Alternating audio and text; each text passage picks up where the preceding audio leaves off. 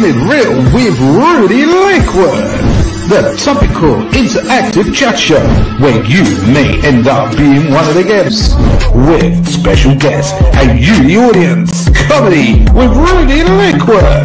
This event is brought to you by Comedy Hotspot. Don't forget, Keeping It Real with Rudi Lickwood. This is an 18 certificate only.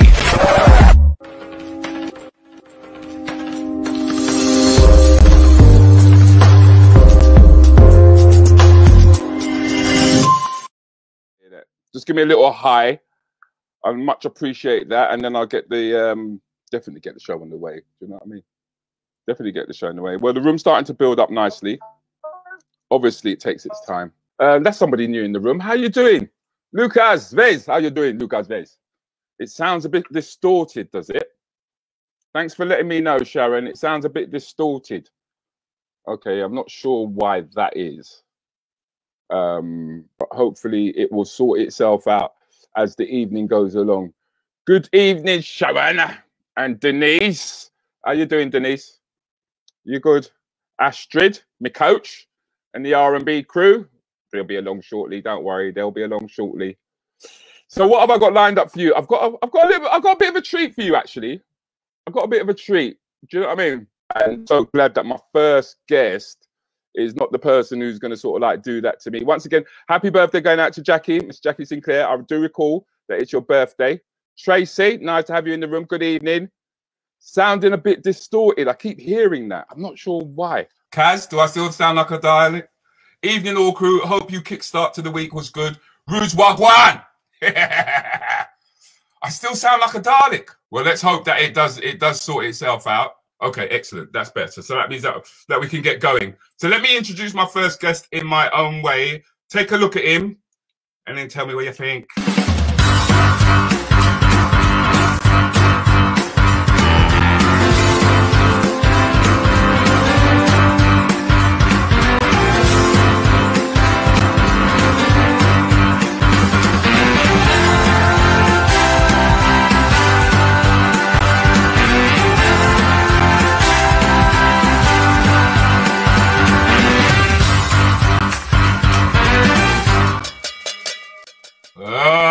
It's Leary Wright. Where you get the pictures from, man? Huh? Where you get those photos from, man? You're crazy. Terrible. Listen, man, I just went in there, dug around, do you know what I mean? Rummaged. I had to do a bit of rummaging. Because I knew what you was gonna send me. I said he's gonna send me what he thinks is palatable. He's gonna send me what he thinks palatable. Not what I think's palatable, but what he thinks is palatable. So yeah. Let me grab what I want to grab. So that's as you would, Rudi, as you would. You seem to be cutting out a bit, bro. It's got to be my internet, because even I'm clicking on stuff at the moment and it's not doing what I want it to do. Oh my God, what's happened there? That picture weren't meant to come in. I can hear you now. Yes. Can you hear me now? Okay. Yes. Okay. Yeah, you can hear me now. Yes, that was a topless shot, Carolyn. Topless shot, baby. Yeah, they all like that. I thought it'd be a good way to get the show started, because you're actually a fitness instructor. Is that right? You're a fitness instructor? I am, fella. I am a fitness instructor. Yes. Okay. And how long has that been your thing? How long has that been your thing? Officially, when I went self-employed, that was it's been roughly 21 years now. So long time. But the thing is that you actually were a fitness instructor, were you? I wasn't. I actually started out in programming, believe it or not. Computer programmer for a few years after uni and such like. So I did a bit of programming for a few years. And I just remembered that the Monday was my worst day and my best day. So Monday, when I actually was all right for going into work, the thing I remembered was I just wanted that day to end, because I had a class in the evening in North London to teach, and that was my focus from lunch. As soon as the lunch kicked in, I was like, you know what, I want to get out of here because I want to go and teach my class, and that was it. So I kind of knew where my passion lied in a way. Yeah, because the thing is, not everybody gets a chance to Hi, understand Avril. Hi, Avril. Sorry. All right, man. It's all right. I mean, I started. Well, let's be honest. I started teaching about 21 years ago, but I was in fitness from when I was 16, and I'm gonna leave it there. All right. You're still a young man, so I'm not gonna tell you my age. All right. But I started from about 16. You started from about 16 because the thing is that what I noticed was, did you by any chance have locks? I did, man. I did have locks. See there? Oh man, honestly. You look more like what's his name from? Oh my God, Saracen. You look like. Oh my gosh, Gladiators, man. Saracen from Gladiators, isn't it? Yeah. You look like Saracen. Yeah, no, I had locks. 2007, I started locks in. Started in my comb twist, and let me see. I had that until 2016, was it? Something like that. Yeah. So I enjoyed that period, man. I loved having locks. I wish I could still have locks, but you know, it's not good. I see it there.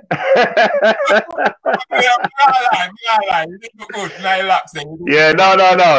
I enjoyed my locks period. I kind of, you know, when I had locks, for some reason I felt like a little bit more earthed. Not earthed. What's the word? Grounded. I almost felt a little bit more cultural, or felt like, you know, I had a little certain vibe of, you know, this man looks like he knows his culture and stuff like that. It's very weird. My whole kind of view or viewpoint changed a little bit when I had locks, you know. And it was funny. I used to get those kind of like respect looks on the street, different to now. Very strange. So time for now, for true, man. Luca. That's why I have to shave it off for tonight, man, to clean it off and make it look nice.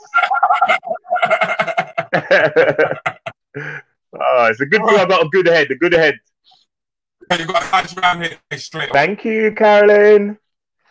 Yeah, that smile won't leave me, man. Hopefully, as long as I keep my teeth, that smile won't leave me. Right.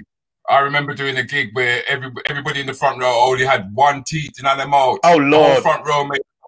The whole front row made up a set of dentures. Crazy. Oh my God! But yes, Denise is extremely fit. Easy, Denise, easy. But thank you, hon. Thank you. They're not gonna lie. They're gonna keep it real with you. You know what I mean? Yeah, there you go. Oh, Lord of mercy. The thing is that you came to the UK when you was, what, 11? 11 and a half, man. Yeah, 1980. 1980 I came to the UK.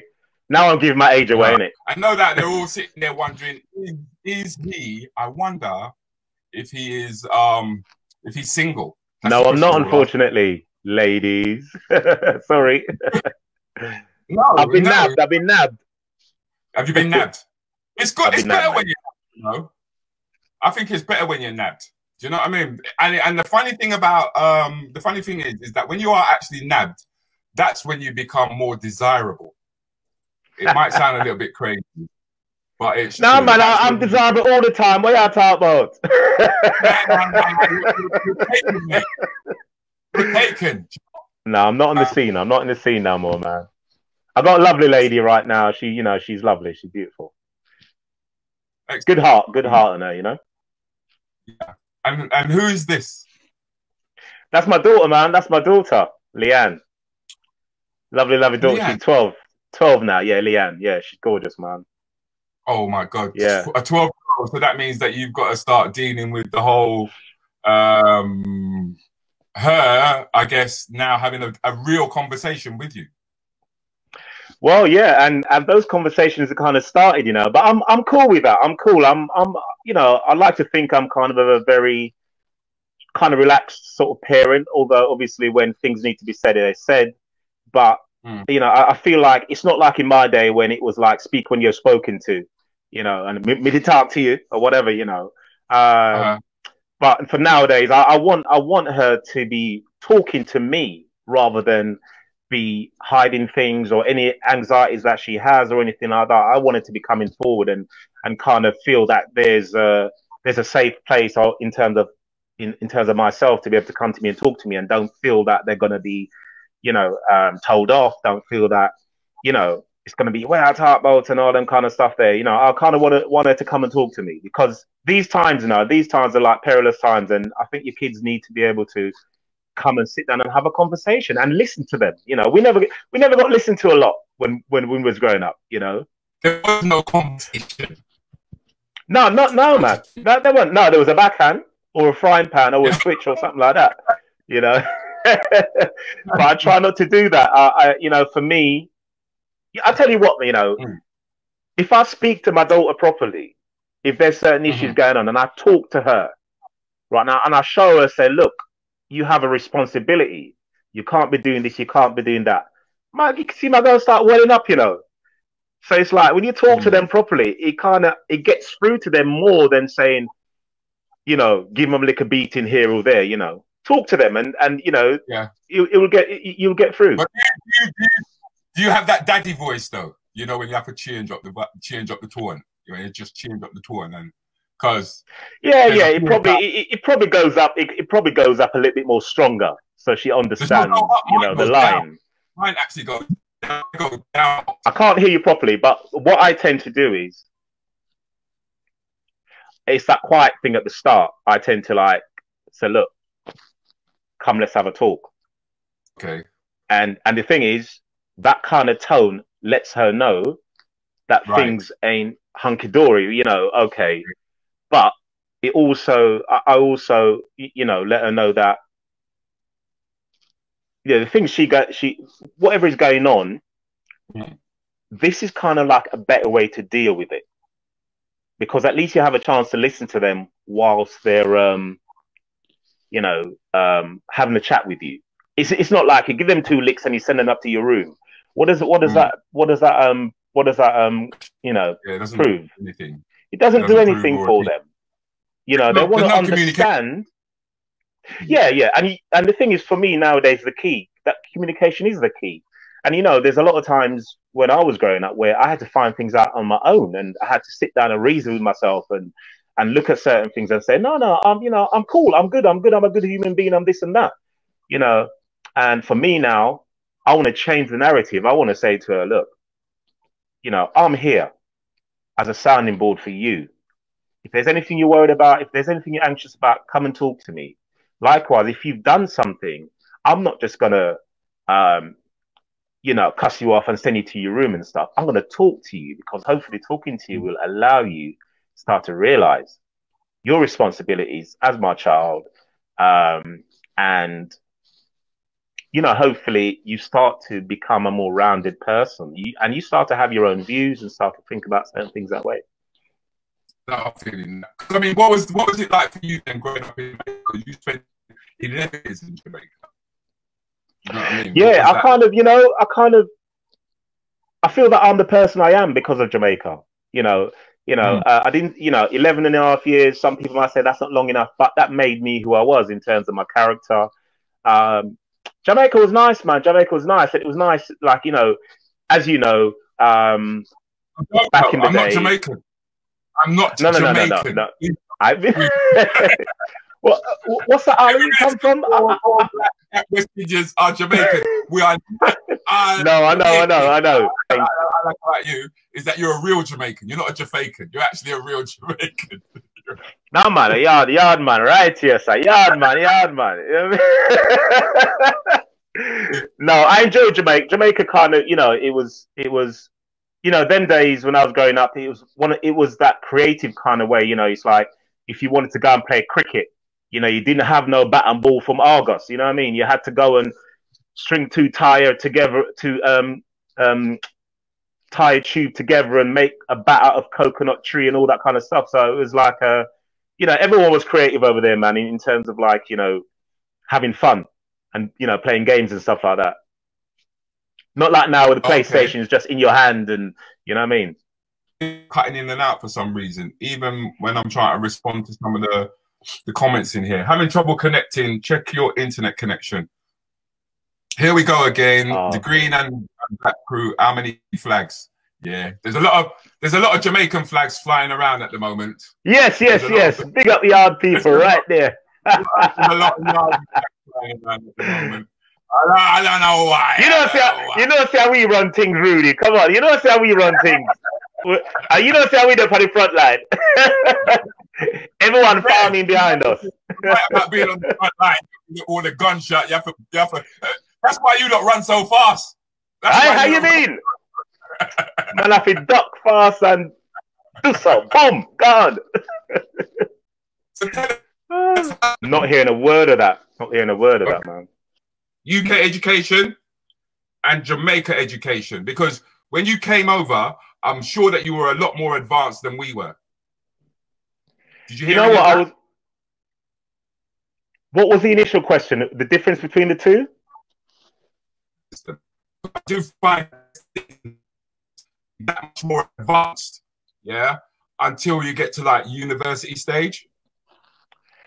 I didn't quite catch all that question, but I get the gist. You're talking about the difference between like Jamaica in terms of the education system and the British education system.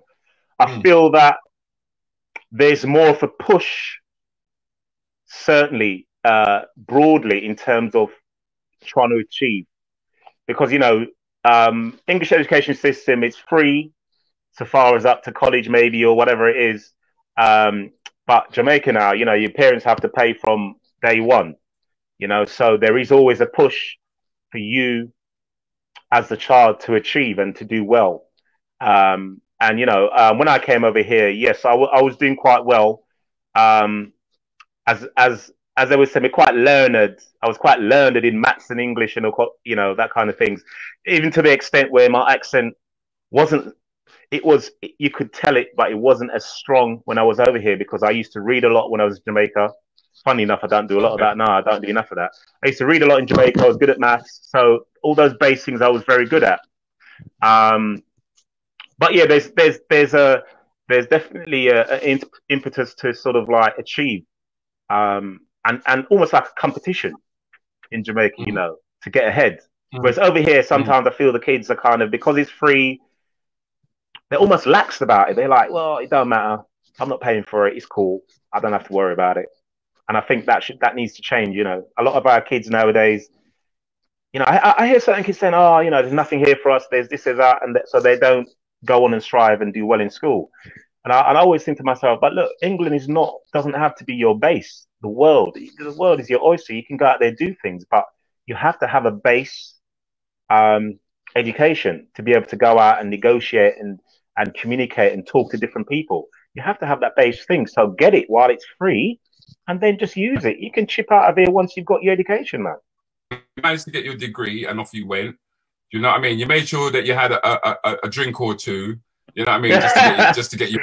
Mr. Appleton, man. My friend, Mr. Appleton. We spar with him all the time. You got. I can't take the white ram anymore. I can't take the white ram. It's too harsh for me now. Too harsh for me now, man. So I deal with Mr. Appleton, man. Me and Mr. Appleton, my spar all the time. You left coding, as you said, and you went into fitness. Yeah. You know what I mean? And that's how I am. Bring that body my way. Bring that get off my brain.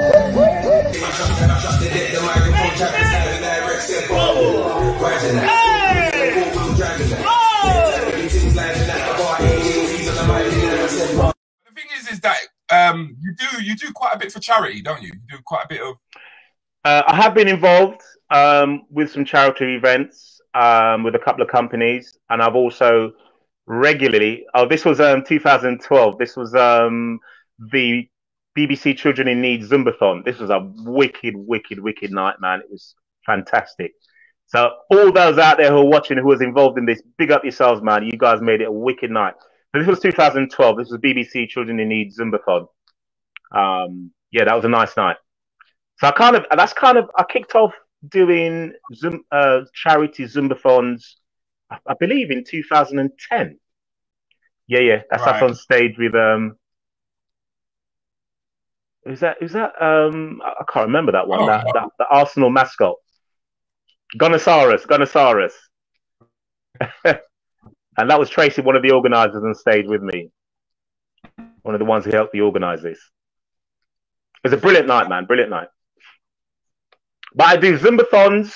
I have been doing Zumbathons, or have done Zumbathons sort of like since 2010. The last couple of years, I haven't gotten involved in it. Just sort of like focusing on different things. But I like to help the community as much as I can. And that was one way, that was an easy way for me to do that. So, you know, thanks to all the instructors, by the way, who have helped me over the past years doing our Zumbathon. So big up to you guys as well. They came on board. They didn't want, they didn't, well, I say they didn't want payment. I told them, you ain't getting paid. I ain't getting paid. Are you still up for it? And they all chipped in. Excellent, man. I think that's how it should be. That's how it should be. So, do you do PT? Am I using the right vernacular when I said that? PT? Yeah, PT, personal training. Yes, I do that. I do personal training. Yes, Astrid, you'll have to come to one of my class. Yes, I do PT, whether it's like one-to-one, or if there was a group of you, for example, who wanted to train together. So I do small group personal training sessions as well. And currently, I'm just in the process of getting my next body transformation program up and running, and that's starting next Monday, the 26th of October. So what it is, it's an 8-week program where you get meal plans, meal ideas, meal options. So you know, you don't have to sort of follow what you're given, but what you're given will give you an idea of what a healthy plate of food looks like, for example. And then you have like a 2 or 3 workouts a week on top of that. And plus, when we start, there will be a Facebook group. And what I will have in there is I'll be dropping in videos. So if you want to do a quick 15-minute workout, just to keep you on track, then you can jump on one of those videos in there and just to keep burning those calories throughout the course. So it's like an 8-week course. Will they all end up looking like this? Ah, come on, man. You know, that's that's Leary genetics and everything, man. But you never know. They might do. They might come out looking better than that. You never know. You know, depends on how hard they work, how hard they want it.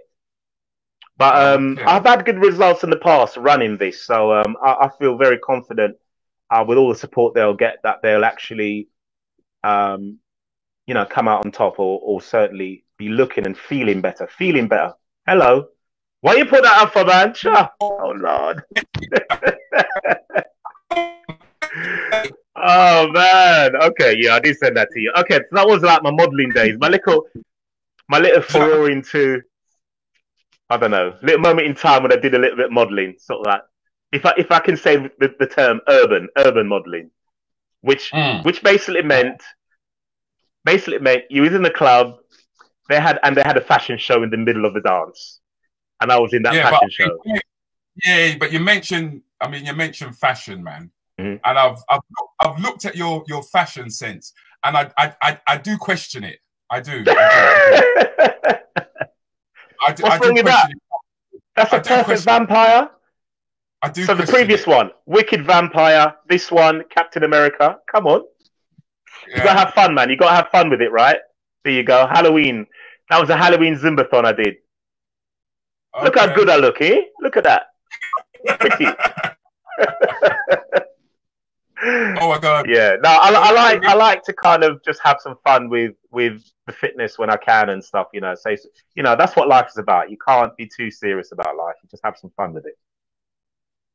Well, I mean, you're definitely fun to be around. You're definitely, I mean, when we was going through the COVID on the Fridays and you had us doing that, I used to link up with you. Was it 11 o'clock?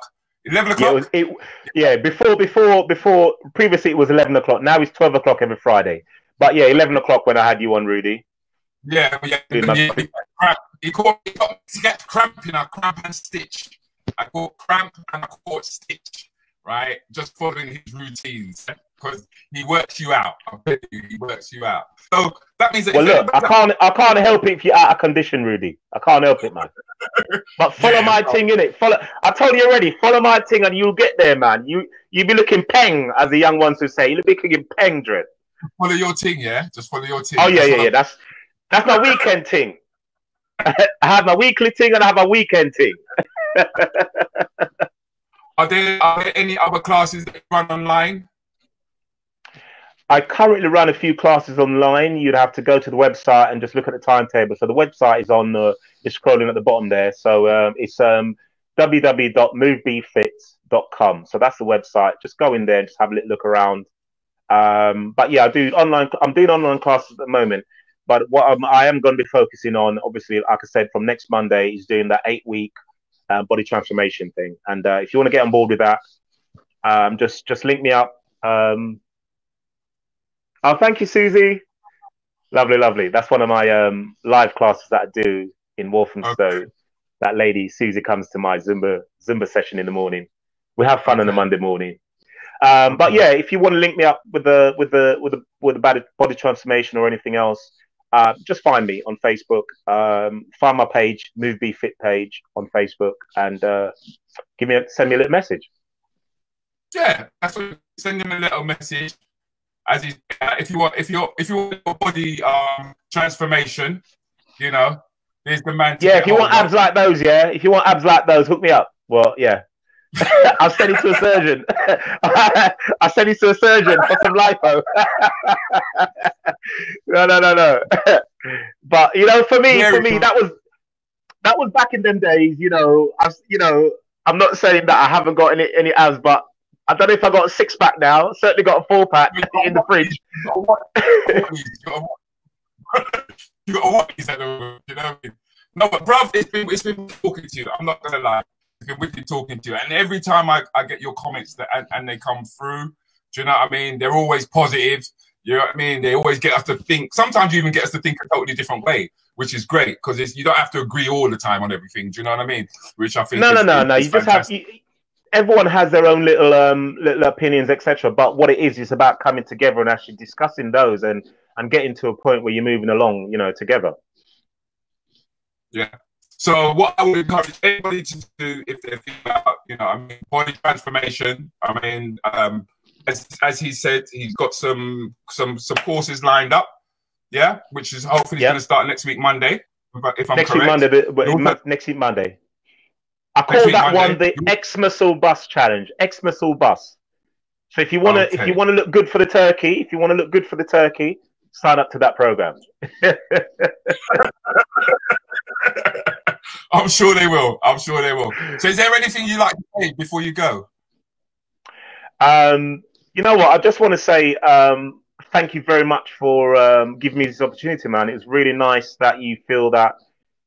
I always say like Joe Blogs, but we're talking about, us, the common folks, that you actually feel that it's important to highlight us as well, because, it's not just Superman who's a hero, you know what I mean? So there's a lot of heroes out there. A lot of the ladies and the guys who've come on prior to this onto your show, man, it's crazy what they're doing in the community, and it's nice that you actually give them a platform to be highlighted in that way. So thank you very much for that, and thank you for all the support from the Rants and Bants crew and everyone else out there. Everyone has been in my journey since I've been in fitness, etc. All the Sobel ladies, all the massives, all those guys. Enthusiasm, encouragement, and genuine interest in your health and fitness will allow you to achieve your goal. That's the substance of a quality instructor, especially those in North London. So, Antiguan, Alison, thank you very much, Antiguan, Alison. Thank you very much.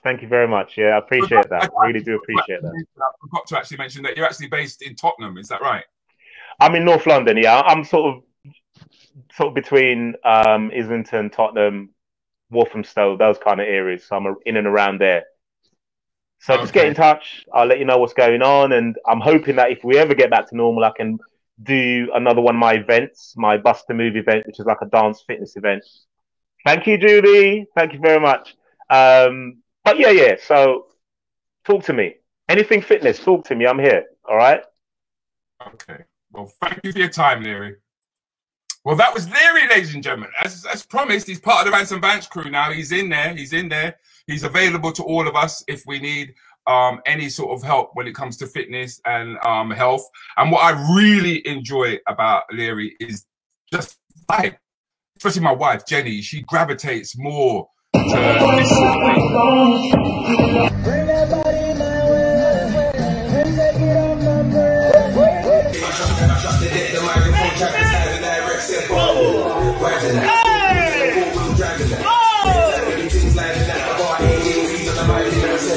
Now, I do apologize for the sound, all right? There's very little at this stage that I can do about it, unfortunately, but thank you for bearing with me.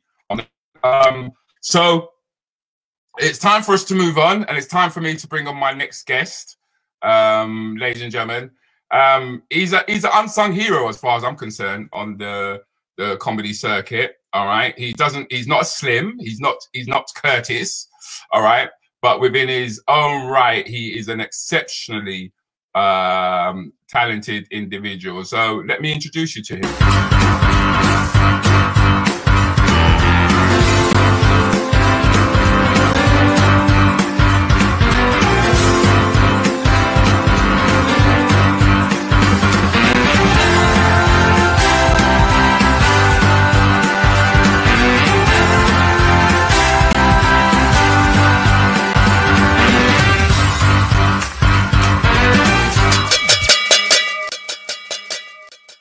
Good evening, everybody. What's up, R&B family?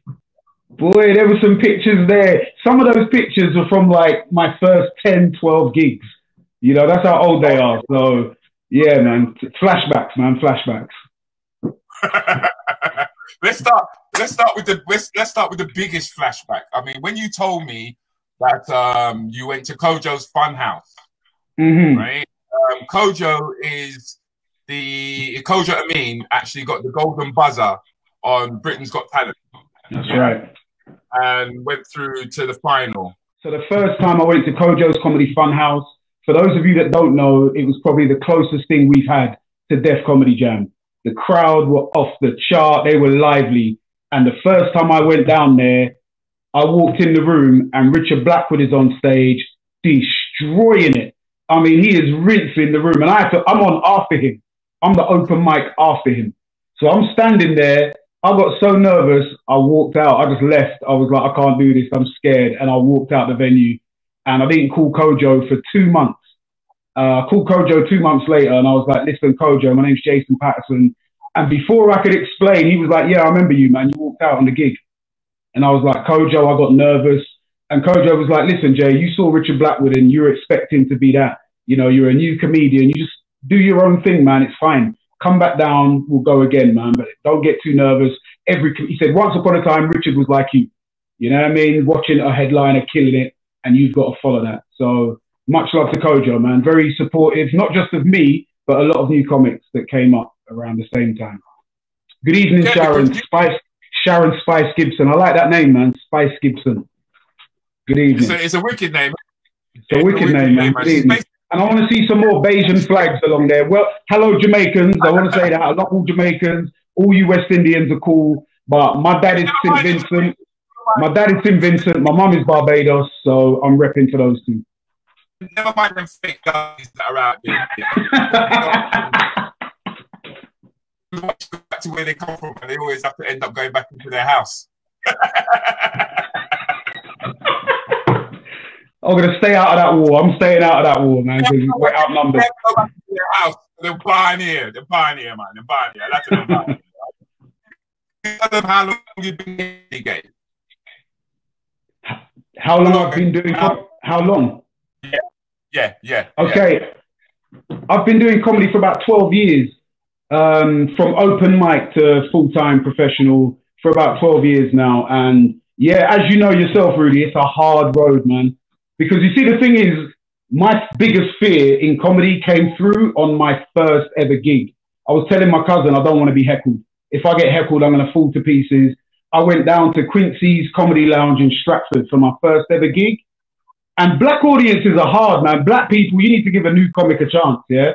Because When you go into a mainstream room, if you're a new comedian, you get some grace time. You know, they can see that you're new. They'll ease off you. You know what I mean? A black room, they give you 2 jokes.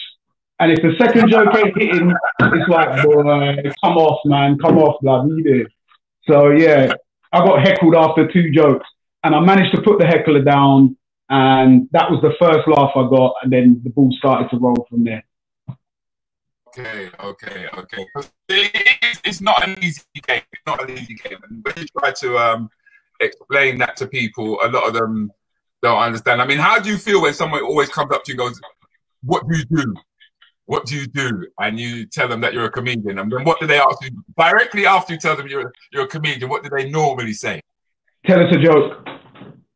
Tell us a joke. Because you have to justify yourself. You know what I mean? You've got to justify it to these strangers who you've never met. What do you do? I'm a comedian. All right, then bust a joke. And you wouldn't do that with any other profession, would you? There's not I'm a builder. Okay, go and fix my shed. You're not going to do that. So, no. But yeah, man, it's a tough grind, man. And the thing is with comedy as well, and this is what I had to learn, it's subjective. You know, what you find funny, 10 people in your audience might not laugh. You know, so it's just, you've got to stick to your guns, I guess. It's a hard graft, but when it goes well, it's the best feeling ever, man. Best feeling. Can I just say as well, before we carry on with my interview, one of the funniest things I've seen is you talking to Leary about fitness, and then you lit up a cigarette. I'm like, that is gangster. And you wonder why you have Stitch. I get told about the smoking all the time, bro. I get told. Basically, I'm just a nervous wreck. That's all it is. I'm just a nervous wreck. So I'm constantly in high anxiety, unfortunately. That's just... Blessings, Trevor White. Blessings. Good evening, Trevor White. Blessings to you, sir. And good evening, Avril. Good evening, Avril. How you doing? Sorry, Rudi. I'm just responding to the... No, that's fine, bro. That's fine. And Julie, your audience has got some nice names. Julie Juice and Spice and... I like all of that, man. Oh, Tricky Nicky's in the house. How you doing, Tricky? Yes, this was a legendary show, man. This was for the Stephen Lawrence Charity Foundation at the Comedy Store in the West End, and it was run by all of us. Like, we all booked it. I was the compere, and I mean, I'll just run through the names. There's Prince Abdi, international comic, Nathan Caton, TV, Nabil Abdul Rashid, who just got to the final of Britain's Got Talent, Fumbio Mateo, one of my favorite comics. He's got a special on YouTube right now. There's My Little Beanhead in there. Behind me is Marlon Davis, one of the nicest guys coming out of Northwest, apart from yourself, Rudi. There's Ola and Dame Baptiste on the picture as well. All very brilliant comedians making big inroads in this game out here. That's my peer group. I mean, apart from Nabil and Dane, I think all of them started before me. I think Dane, Nabil, and myself might be around the same time. But yeah, my peer group. And every now and again, we do a lot of mainstream gigs together. So when we bump into each other on the circuit and there's 2 black comics in the room, we look at each other like, yeah, there's been a mistake in the booking, man. Someone's getting sacked. But do you not find that there seems to be a lot more love for the black comedians than there are for the white comics? Yeah, because they're tired of the same old thing. You can't have the same soup reheated all the time. Soup is nice once. Get that same soup a day later, cool. Reheat it for the 3rd day, all right. But when you have consistently soup, this world is made up of different people, different backgrounds, so they like a different story.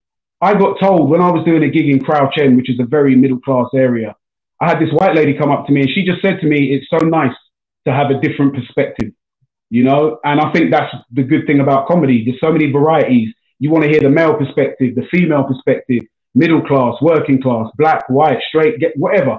You know, you hear the same thing all the time, then it just gets boring. And especially now, unfortunately, because of what's happened this year, but especially now, black voices are even more important. Okay. So what would you say when it came to the black circuit then?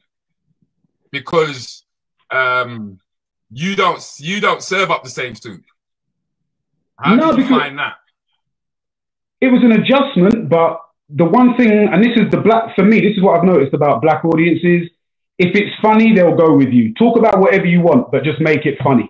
don't put out a speech like it's a TED talk or a monologue and there's no punchline.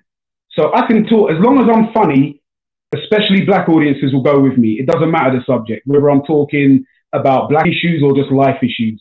As long as I make it funny, that's all they care about. You also came through with this man. Yes, Ramesh Ranganathan. And not Nathan. A lot of people on TV say Ranganathan. His family are from Sri Lanka, and the correct pronunciation is Ranganathan. So yeah, me and Ramesh, he was good. You know them comedians, Rudy, that as soon as they start, they just hit the ground running. He was one of those. He was funny from the start. He had his own voice, a brilliant perspective, and he was a nice guy. I mean, he got signed up by the big agent straight away. And this picture was for a show me and him done at the Edinburgh Festival about seven years ago. We did half an hour each on the show. And he was, I mean, listen, he carried the show a long time. He carried a lot of the shows. He's really good. And this was my first time in Edinburgh. This was my first time at the Edinburgh Festival. And it was his agent that got us together. He was with an agent at the time called Lisa Thomas or Lisa White, one of those two. And she was the one that's like, look, we've got, I think it's, Lisa White maybe. And she just said, look, Ramesh is going up. Why don't you tag team with him, do half an hour each? And that's how we got together and we became, and on the back of that, he was one of those people where you see him and you're like, yeah, this guy's going places, man. He was just so good so early. He's very comfortable in that environment, very comfortable in front of no matter the size of the room full of people, 10 people, 100 people, and very funny. He picked it up very quick. You know, he found out what was funny about him. His perspective came through straight away. Some of us, we have to work a bit longer to find out what makes us good. And he kind of had all of those things early on. But more important than all of that, he's a very nice guy as well. So, and I think that goes a long way because, you know, that's not always the case in entertainment. I'm getting told to stop press button or leave people Pierre Delouan. Shut up, Shug. You know what I mean? Shut up, man. Next thing you know, right, you carry on like that, yeah? Carry on like that, I'll kick you out of the room. Yeah. You know what I mean? They're faking, man. They're faking. When they're not already, you know what I mean? What they say now, Leary. Yes, Rudy, we're messing up with the vibe tonight. Leary. I just now had Leary on here, and he's cussing me as well. Of course. What was life for me like growing up? Yeah, that was me. The reason I sent you a lot of pictures, I don't have many pictures of me and my brother as adults. That was me and my brother, older brother Jonathan, when we were in school, and we were very tight when we were younger, and very naturally funny guy. Grew up in a good house. I mean, I had a very good childhood, man. And as I've gotten older, I've realized that's not the case for so many people, especially in entertainment. I feel blessed, man. My childhood was good. You know, my school was cool. My mum and dad were cool with me and my brother. I had good friends. My family was always around. My mum took me and my brother to see like Barbados. My dad took us to St. Vincent, which is why a lot of the pictures I sent you. That picture is my mum with the former Barbados Prime Minister, David Thompson. And that's one of the best pictures. Yeah, man. When he's passed away now, but my mum and him, my mum used to do fundraising events for him in London back in the day. And I would perform. I would do 10 minutes at the start and then the rest of the show would carry on. And when he passed away, they flew my mum to Barbados for the funeral. So yeah, very proud of that. Very proud. No, and so you should be. So where are you here? Where are you here? I'm in a hotel in Barbados and I was just chilling and one of my cousins thought it'd be nice just to take a picture of me looking all serious when I'm meant to be on holiday in damn near 40-degree heat. And I was trying to look cool, but it just didn't come off. And that beard was too serious as well, man. I don't know what happened there. Yeah, I must admit though, you don't really strike me as a very serious person though. You seem to take life quite as it comes, as and when it comes. Yeah, I think it's the best way to be. I think it's the best, especially doing stand-up. I've always been like this. I've always been quite relaxed, but especially doing stand-up, I fell into something that I love. I've actually got a career. And I grew up watching everybody get careers. Didn't think it was going to be for me. So now I found something that I'm good at. My worst days in comedy is better than my best days in the full-time job employment world, you know? So I'm much more relaxed now than I used to be. And I think a lot of it's down to my choice of living. Okay. So what? How did you fall into comedy? How did that happen for you? I was working with a few of the guys one Friday night after work. They wanted a night out. And they said, look, man, there's this bar/comedy club in Lavender Gardens, Lavender Hill, Clapham Junction, called Jonglers. So let's go up there, man. We can watch comedy and have a few drinks, have some food. And I went there, and everyone was getting drunk in my group and eating. And I was watching the comedians on stage, man, because I was hooked. You know, I was like, wow, these guys, everything they're saying is funny.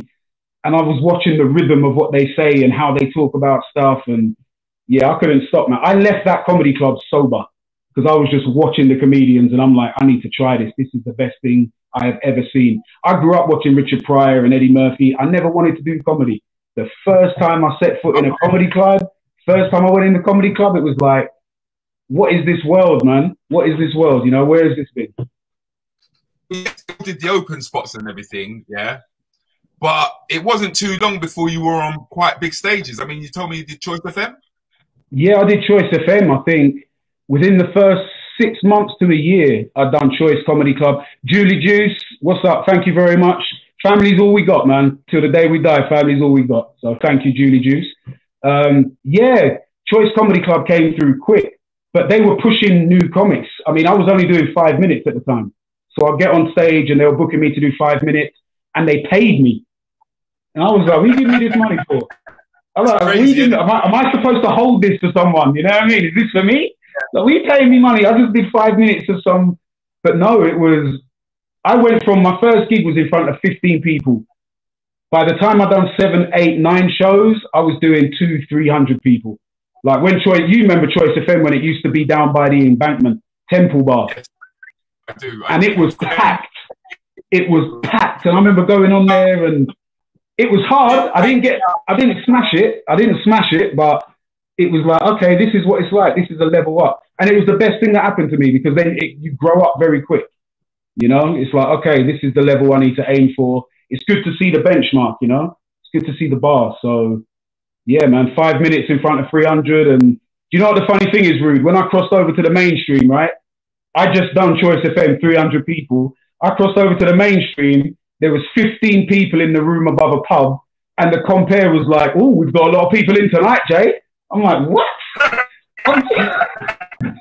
I'm like, I just done 300 in front of me, Choice FM.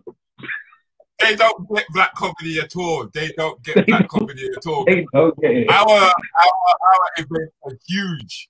Our events, they're events. Do you know, it's like the big difference. Bro, I played Brixton Academy.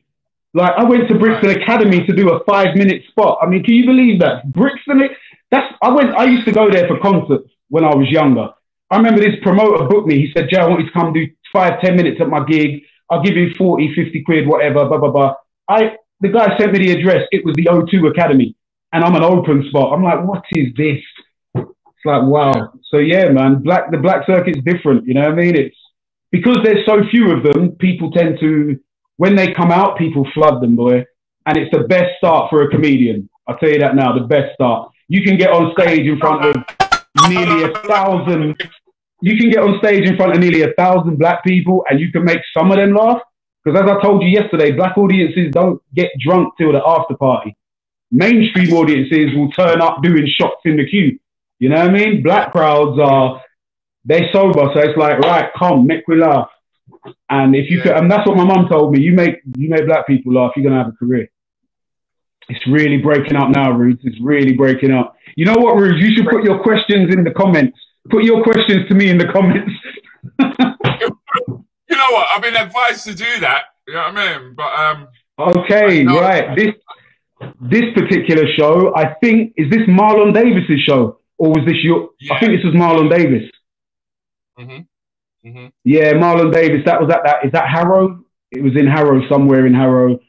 Yeah, you see now Quincy, the dreadlock guy. That's Quincy, the Cockney Prince. He gave me my first gig in Stratford. Marlon Davis, I told you, really cool guy. Mr. C, who's very, very educational in everything, but he taught me a lot in comedy, Mr. C. You know, whenever I had a bad gig and these guys were there, like yourself and Slim, I always found that the best comics that I work with are the ones that give you the best advice. They don't just hang out with you when you smash a gig, you know? I remember doing gigs where Mr. C is smashing it. I've gone on and had a bad gig, and then he's taken 10, 15 minutes of his time to talk to a young comic like me and give me advice. Slim was the same. You were the same. And yeah, and obviously on that flyer, Marlon Davis, Travis J, Nabil Abdul Rashid, Travis J, who's writing for Spitting Image now, the new, the reboot of Spitting Image. Travis J is doing writing. So we're getting out there, man. Everybody's getting out there. Because I don't want to bring it down, but I mean, I remember when you did this one. Oh, Lord. Now, this was the worst gig. Look at it. It looks good. MTV base. Look, even me rocking the black shirt with a pink collar. Yeah, I look good in that. I know. But forget all of that. The gig was the worst gig.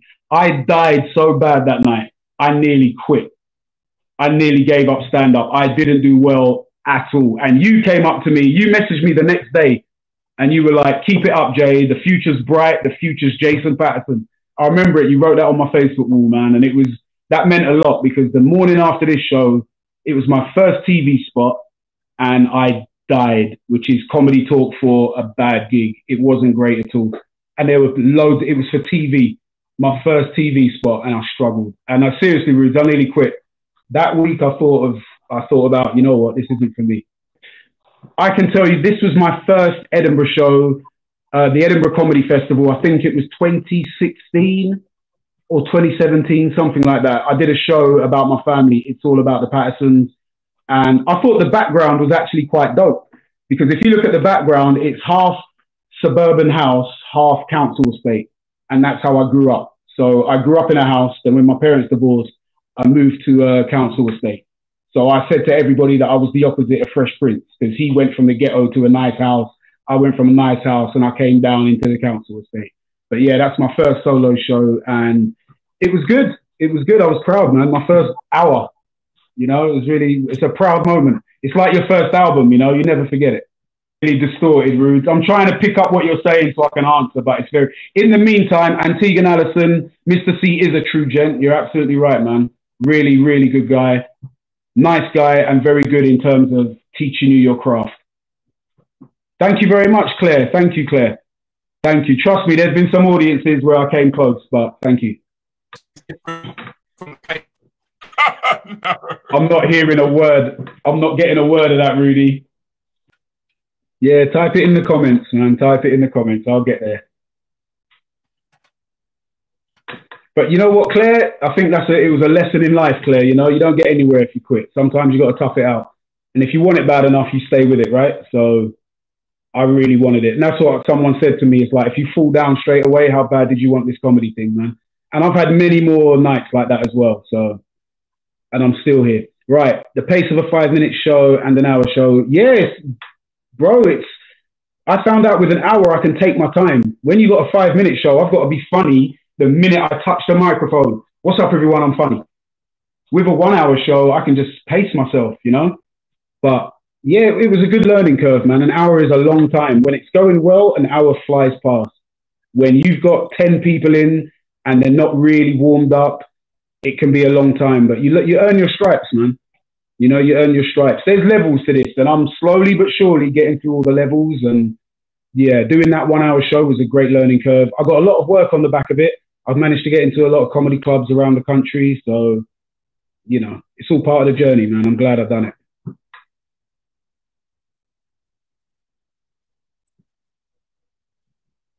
Yeah, type the next one, Rudes. It's gone dead now. You see, this is like one of them gigs that I do that I struggle at. It just goes quiet when I stop talking.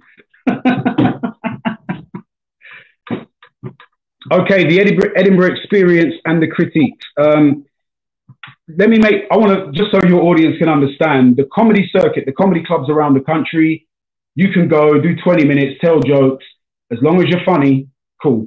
When you go to Edinburgh, it's a different experience. I'm a black guy from South London. My material is not just about being black from South London, but it informs the way that I see things. I talk about what I grew up around. When you do that up in Edinburgh, they're not used to that perspective. Do you understand? They're not used to that perspective. They're only used to one angle, and that's the middle class version of life. So when I go up there from a council estate in South London and I'm bringing my energy and my life experience, the critiques were very, very harsh.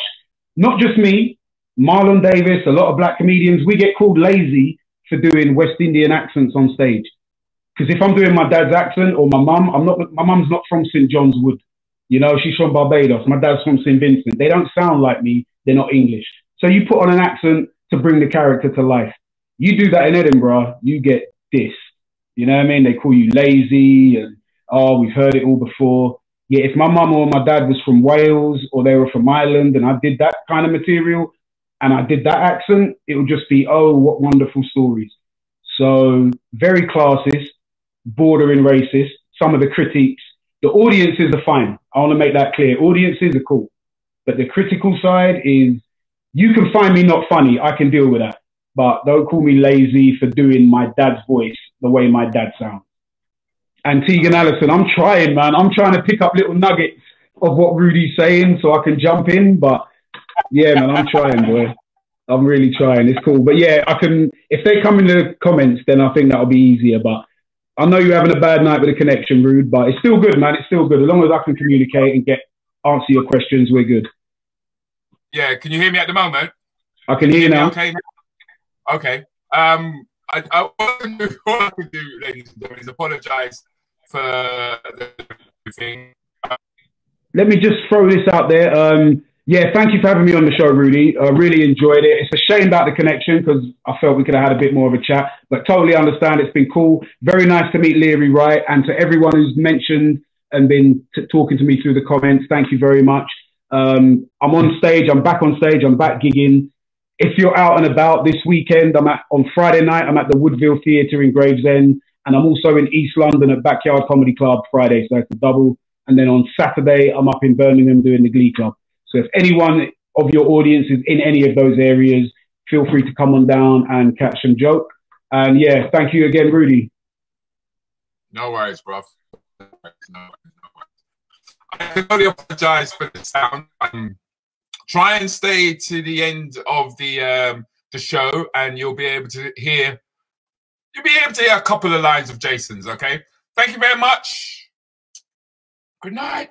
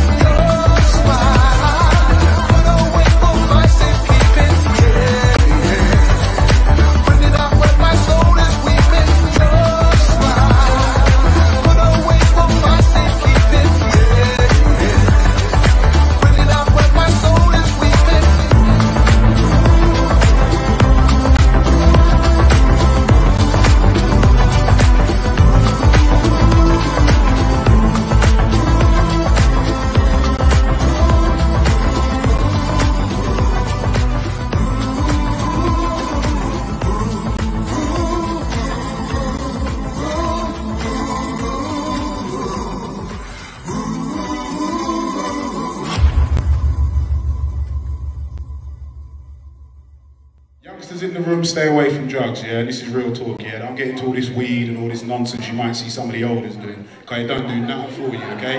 I'm talking, I used to do that, and my mum, I got to thank my mum, she got me off of smoking weed. Mum always told me smoking weed will mash up your brain. She always told me smoking that will mash up your brain, and it's true. Because I remember one day I knew I had to quit, because I was in my room, I bunked off school, and I was sitting in my room, and I've been smoking weed all day, man. My mum came home early from work, opened my bedroom door, looked at me and said, boy, go down to the school, pick up your little sister. Then she gave me that disappointed look at hers, and then she walked out. So I got up out of the house, yeah, I walked down to the school, 10-minute walk to the school. I got to the school gate, I looked up, and that's when I realized, I ain't got a little sister.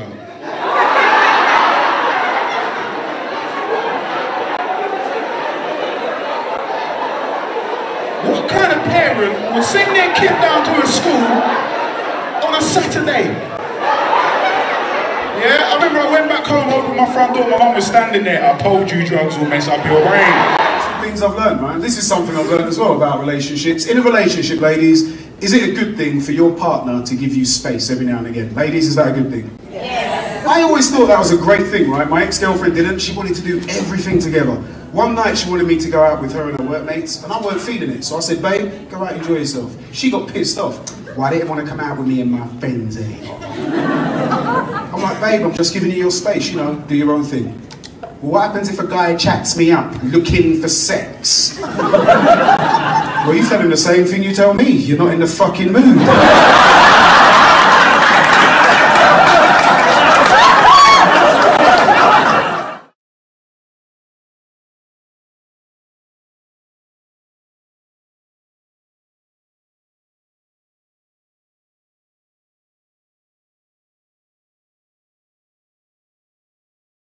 Let's see, what can I say? Videos